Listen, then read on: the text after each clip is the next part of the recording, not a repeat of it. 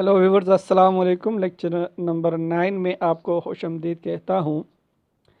मैं इसी सीरीज़ में क्लास 10 के जो स्टूडेंट्स है उसके लिए फ़िज़िक्स सब्जेक्ट की कंसेप्चुअल क्वेश्चंस एक्सप्लेन करता हूँ। लेक्चर नंबर 9 में यूनिट नंबर 13 जिसका टाइटल है इलेक्ट्रोस्टैटिक, उसकी बकाया क्वेश्चन को हल करने की कोशिश करते हैं। तो आइए चलते हैं क्वेश्चंस की तरफ। पहला क्वेश्चन है question number 6. How electrostatic painting is better than conventional spray painting? Question को समझिए। क्वेश्चन में आपसे पूछा गया है कि how electrostatic painting is better than conventional spray painting. एक इलेक्ट्रोस्टैटिक पेंटिंग मशीन जो है वो एक कन्वेंशनल स्प्रे पेंटिंग से क्यों बेहतर होता है। क्वेश्चन नंबर 6 का स्टेटमेंट हम लिखेंगे ऐसे तरह, electrostatic painting is better than conventional spray painting. Electrostatic painting ये कन्वेंशनल स्प्रे पेंटिंग से बेहतर होता है। तो इस स्टेटमेंट से आपके जहन में जो आइडिया आना चाहिए वो आइडिया होगा ये, एडवांटेजेस ऑफ इलेक्ट्रोस्टैटिक पेंटिंग। अगर आपको इलेक्ट्रोस्टैटिक पेंटिंग की एडवांटेजेस याद हो तो आप इसी क्वेश्चन को आसानी के साथ अटेम्प्ट कर सकोगे। तो इसी मेन आइडिया को हमने इस्तेमाल करते हुए इसी क्वेश्चन को हमने एक्सप्लेन करना है इसी तरह। ये क्वेश्चन चूँकि रीजनेबल क्वेश्चन है तो हम थर्ड स्टेप में लिखेंगे reason. Electrostatic painting is better than conventional spray painting. Electrostatic painting जो है ये कन्वेंशनल स्प्रे पेंटिंग से बेहतर होता है because of the following reason. नीचे जो रीज़न हम बयान करते हैं इसी रीज़न के बिना पर इलेक्ट्रोस्टैटिक पेंटिंग जो है ये कन्वेंशनल स्प्रे पेंटिंग से बेहतर है। पहला रीज़न है no over spray when we use electrostatic painting spray. Electrostatic painting spray जब हम करते तो हमारे पास नो ओवर स्प्रे यानी ज़्यादा स्प्रे नहीं होता। सेकंड रीज़न है हाँ electrostatic painting as dries quickly, यानी इलेक्ट्रोस्टैटिक पेंटिंग जो है वो जल्दी खुश्क हो जाता है।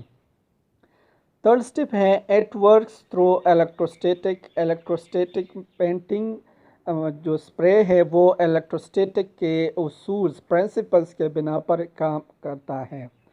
तो इलेक्ट्रोस्टैटिक पेंटिंग और कन्वेंशनल स्प्रे पेंटिंग को थोड़ा सा डायग्रामेटिकली दिखाते हैं। तो ये देखिए ये एक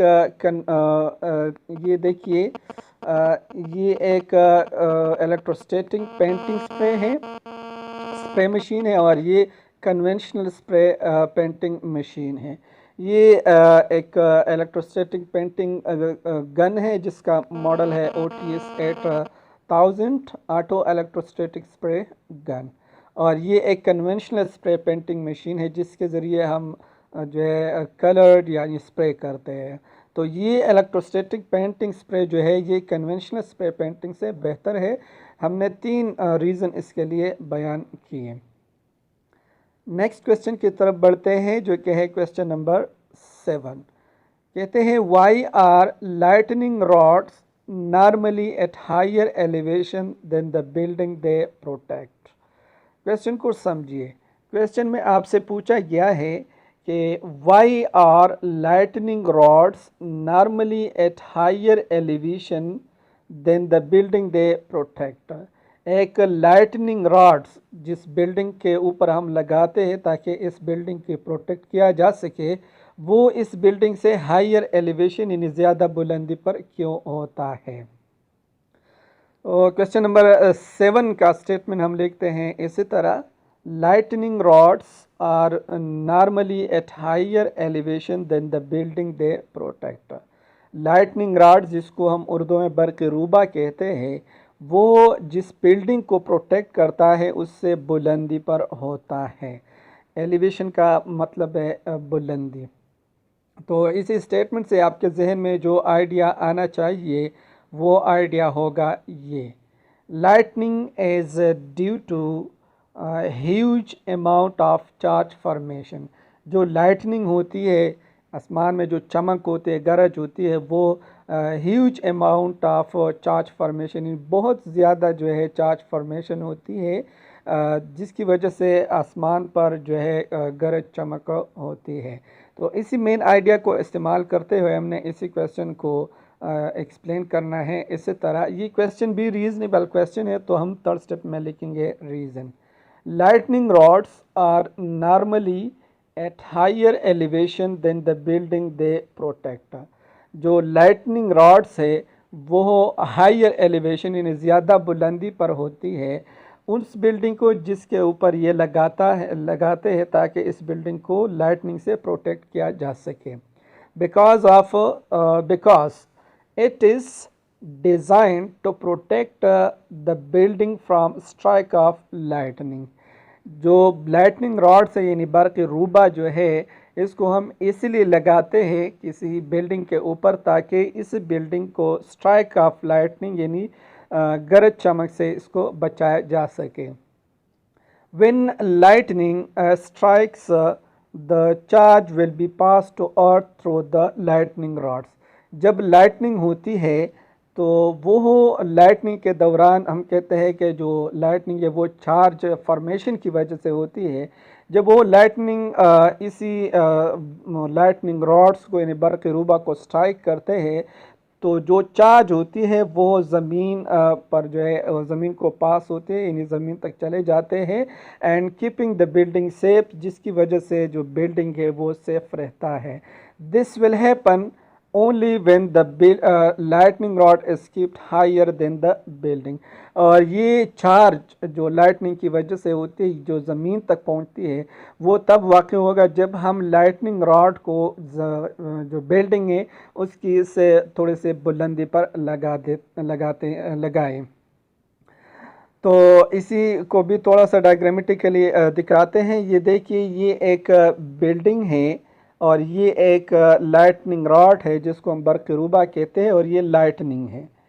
जब लाइटनिंग हम कहते हैं ने मेन आइडिया में लिखा कि लाइटनिंग जो है ये huge amount of charge formation की वजह से होती है, और जब ये लाइटनिंग रॉड इस बिल्डिंग पर स्ट्राइक करती है यानी इसके साथ टकराती है तो सबसे पहले ये इसी लाइटनिंग रॉड से टकराती है और ये लाइटनिंग रॉड उसी चार्ज को ज़मीन तक ले जाती है, जिसकी वजह से ये बिल्डिंग जो है ये प्रोटेक्ट यानी सेफ रहता है।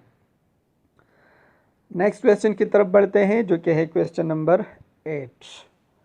क्वेश्चन नंबर 8 में है what would happen if 2 insulating plates were used instead of conducting plates to construct a capacitor। Question को समझिए। क्वेश्चन में आपसे पूछा गया है व्हाट वुड हैपन, क्या होगा if 2 insulating plates were used instead of conducting plates to construct a capacitor। अगर हम किसी कैपेसिटर्स को कंस्ट्रक्ट करना चाहते हैं और कंडक्टिंग प्लेट्स की बजाय अगर हम इंसुलेटिंग प्लेट्स लगा ले तो फिर क्या होगा। तो इसी क्वेश्चन नंबर 8 का स्टेटमेंट हम लिखेंगे इसी तरह, 2 insulating plates are used instead of conducting plates to construct a capacitor। किसी भी कैपेसिटर को कंस्ट्रक्ट करने के लिए कंडक्टिंग प्लेट्स के बजाय इंसुलेटिंग प्लेट्स हम इस्तेमाल करते हैं, यूज़ करते हैं। तो इसी स्टेटमेंट से आपके जहन में जो आइडिया आना चाहिए वो आइडिया होगा ये शॉर्ट सर्किट। अगर आपको शॉर्ट सर्किट का इल्म हो यानी शॉर्ट सर्किट के बारे में अगर आप जानते हो तो आप इसी क्वेश्चन को आसानी के साथ अटेम्प्ट कर सकोगे। तो इसी मेन आइडिया को इस्तेमाल करते हुए इसी क्वेश्चन को हमने अटेम्प्ट करना है। इसी तरह ये क्वेश्चन एक्सप्लेनेशन के बारे में है, तो हम यहाँ पर लिखते हैं explanation. If we use insulating plates instead of conducting plates to construct a capacitor, अगर हम किसी कैपेसिटर को कंस्ट्रक्ट करने के लिए बनाने के लिए कंडक्टिंग प्लेट्स के बजाय इंसुलेटिंग प्लेट्स लगाते हैं, then we will need a high potential to deposit charges on plates। तो फिर हमें क्या होना हमें किस चीज़ की ज़रूरत होगी, हमें ज़रूरत होगी हाई पोटेंशियल की। किस मकसद के लिए? To deposit charge on plates, ताकि जो प्लेट्स, जो इंसुलेटिंग प्लेट्स है उस पर चार्ज जो है वो डिपॉजिट किया जा सके। Because insulator have no free charge, क्योंकि इंसुलेटर जो है इसमें कोई भी फ्री चार्ज नहीं होता। ये पहला रीज़न हो गया। यानी अगर हम इंसुलेटिंग प्लेट्स लगाते हैं किसी कैपेसिटर्स में, तो हमें हाई पोटेंशियल की ज़रूरत होगी ताकि प्लेट्स पर जो है चार्ज को डिपॉजिट किया जा सके। सेकेंड रीज़न जो है वो ये है, secondly we will use different dielectric medium between the plates. Secondly हम जो डाई इलेक्ट्रिक इस्तेमाल करते हैं वो उन प्लेट्स जो इंसुलेटिंग प्लेट्स है उससे डिफरेंट होगा। तो इसी को थोड़ा सा डायग्रामेटिकली दिखाते हैं। तो ये देखिए, ये एक कैपेसिटर है, पैरेलल प्लेट कैपेसिटर से, और ये कंडक्टिंग प्लेट से। अगर हम ये कंडक्टिंग प्लेट्स को हटा दें और इसकी जगह की इंसुलेटिंग प्लेट्स जो है वो लगाते हैं, तो फिर क्या होगा? तो पहला रीज़न हमने बयान किया ये कि हमें हाई पोटेंशियल की ज़रूरत होगी। दूसरा रीज़न हमने ये बयान किया कि यहाँ पर जो मीडियम हम रखते हैं, जो डाई इलेक्ट्रिक हम रखते हैं, वो इन इंसुलेटिंग प्लेट से डिफरेंट होगा। If the plates and dielectrics are of the same material, अगर जो इंसुलेटिंग प्लेट्स है और जो डाई इलेक्ट्रिक हम इन दोनों प्लेट्स के दरमियान लगाते हैं वो सेम मटेरियल का हो, then it will become a short circuit. तो फिर ये एक शॉर्ट सर्किट बन जाता है and no charge will be stored, और किसी तरह का भी चार्ज जो है वो स्टोर्ड नहीं होगा। इसे को भी थोड़ा सा डायग्रामेटिकली दिखाते हैं। तो ये देखिए, ये वही इंसुलेटिंग प्लेट्स है और ये इन दोनों के दरमियान जो है एक डाई इलेक्ट्रिक हमने रखा है। ये डाई इलेक्ट्रिक अगर ये इस इंसुलेटिंग प्लेट से के साथ सेम हो, यानी सेम मटेरियल से बना हो, तो ये यहाँ पर जो करंट आता है तो ये करंट फिर एक शॉर्ट सर्किट बन जाता है, क्योंकि ये इंसुलेटिंग प्लेट्स और जो डाई इलेक्ट्रिक है ये दोनों सेम मटेरियल्स के हैं। तो ये सर्किट हमारे पास फिर एक शॉर्ट सर्किट बन जाता है। नेक्स्ट क्वेश्चन की तरफ बढ़ते हैं, जो कि है क्वेश्चन नंबर 9। क्वेश्चन नंबर 9 में है, the sum of charges on both plates of capacitor is 0, what does a capacitor store then? Question को समझिए। क्वेश्चन में आपसे पूछा गया है, the sum of charges on both plates of a capacitor is 0। Capacitor में जो दो प्लेट्स होती है, अगर उनकी चार्जेस को जमा किया जाए तो उसका आंसर आता है 0। What does a capacitor store then? फिर एक कैपेसिटर क्या स्टोर करता है अगर इन दोनों प्लेट्स की जो चार्जेस है उसका मजमुआ 0 के बराबर हो? तो फिर कैपेसिटर क्या स्टोर करता है? तो इसी क्वेश्चन नंबर 9 का स्टेटमेंट हम लिखते हैं इसी तरह, the sum of charges on both plates of capacitor is 0। जो पैरेलल प्लेट कैपेसिटर है उन दोनों प्लेट्स की जो चार्जेस है उसका सम जो है 0 के बराबर है। What does a capacitor store then? तो फिर एक कैपेसिटर क्या स्टोर करता है? तो इस स्टेटमेंट से आपके जहन में जो आइडिया आना चाहिए वो आइडिया होगा ये, capacitors stores energy and electric field between the plates. एक कैपेसिटर जो है वो इन दोनों प्लेट्स के दरमियान जो इलेक्ट्रिक फील्ड है उसमें इलेक्ट्रिकल एनर्जी को स्टोर करता है, ना कि चार्जेस को। तो इसी मेन आइडिया को हमने इस्तेमाल करते हुए इसी क्वेश्चन को हमने एक्सप्लेन करना है इसी तरह, a capacitor does not store charge, it store electric energy in the field between the plates. एक कैपेसिटर जो है वो चार्ज स्टोर नहीं करता, बल्कि ये जो इलेक्ट्रिक फील्ड है दोनों प्लेट्स के दरमियान उसी में इलेक्ट्रिक एनर्जी को स्टोर करता है। The sum of charges of both the plates is always 0, और जो दोनों प्लेट्स के चार्जेस है उसका सम हमेशा 0 के बराबर होता है। यानी जितने चार्जेस जो है ये जितने चार्जेस इसी प्लेट पर होंगी उतनी ही चार्जेस इसी पर होंगी। एक पे है पॉजिटिव चार्जेस, दूसरे पर नेगेटिव चार्जेस, इन दोनों को जमा किया जाए तो इसका आंसर आता है 0। हम डेफिनेशन में लिखते हैं कि कैपेसिटर एक डिवाइस है जो कि इलेक्ट्रिकल चार्ज को स्टोर करता है। तो याद रखिए कैपेसिटर जो है ये इलेक्ट्रिक चार्ज स्टोर नहीं करता, बल्कि ये स्टोर करता है इलेक्ट्रिक एनर्जी को वहाँ पर जहाँ जो इन दोनों प्लेट्स के दरमियान जो इलेक्ट्रिक फील्ड है, इसमें इलेक्ट्रिकल एनर्जी को स्टोर करता है। नेक्स्ट क्वेश्चन की तरफ बढ़ते हैं जो कि है question number 10। If you wish to store a large amount of energy in a capacitor bank, would you connect capacitor and series or in parallel? Question को समझिए। क्वेश्चन में आपसे पूछा गया है if you wish to store large amount of energy in a capacitor bank। Capacitor bank का मतलब है दो या दो से ज़्यादा कैपेसिटर्स। अगर आपके पास दो या दो से ज़्यादा कैपेसिटर्स हो और आप चाहते हो कि लार्ज अमाउंट ऑफ एनर्जी इसको स्टोर किया जा सके, would you connect capacitors and series or in parallel.